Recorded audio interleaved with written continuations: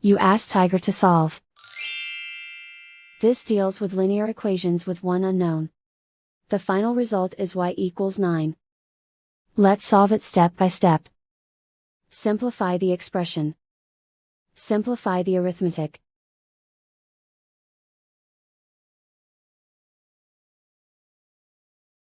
Isolate the x. Divide both sides by -6. Cancel out the negatives. Simplify the fraction. Cancel out the negatives.